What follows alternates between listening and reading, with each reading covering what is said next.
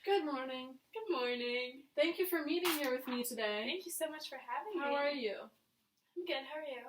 Okay, tell me a little bit about yourself. Well, I was born Isabella Bumfrey as a slave in Dutch-speaking Ulster County, New York in 1797.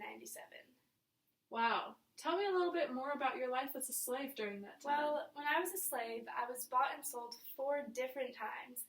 And I was also subjected to very harsh physical labor and very violent punishments. What was your personal life like during this time? When I was around 18 years old, I met another slave named Robert from a neighboring farm, whom I had one daughter with. Our relationship was forbidden, and I never saw him again. That must have been awfully difficult for you. Yes, it was very hard. But eventually I met Thomas, who I married in 1817 and had several other children with.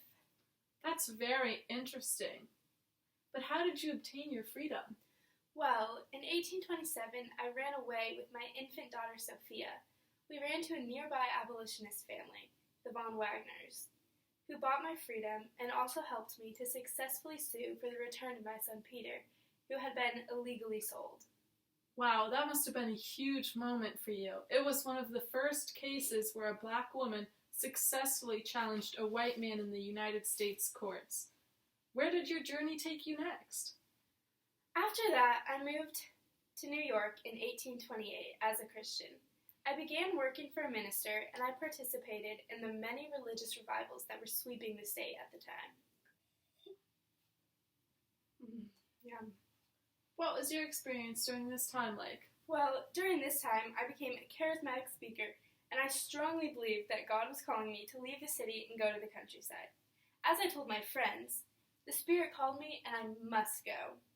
I changed my name to Sojourner Truth in 1843, and then I began to travel and preach about the abolition of slavery and other things. Wow. What was it like traveling and preaching about slavery, temperance, and civil and women's rights in the 19th century? It was a very enriching experience.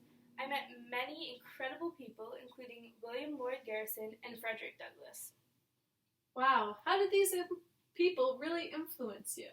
Well, first of all, Garrison and his anti-slavery organization helped encourage me to deliver speeches about the many, many evils of slavery. And later on, Garrison also helped me to publish my book in 1850. The Narrative of Sojourner Truth, a Northern Slave. This book provided me with a stable income to live off of, and gave me national recognition as well.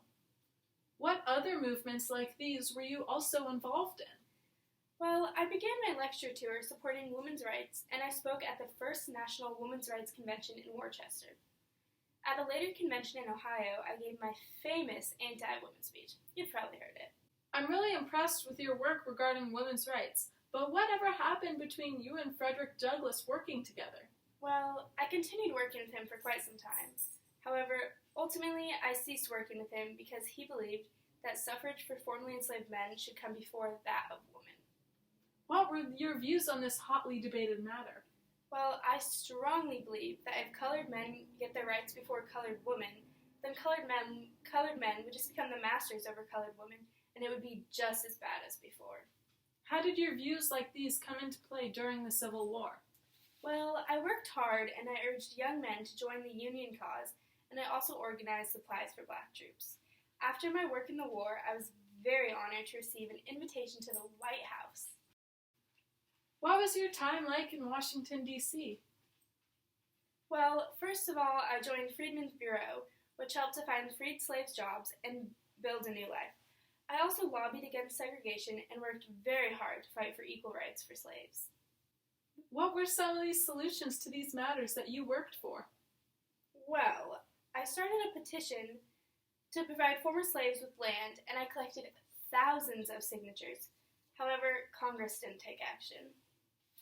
But that did not stop me from continuing to preach for equal rights.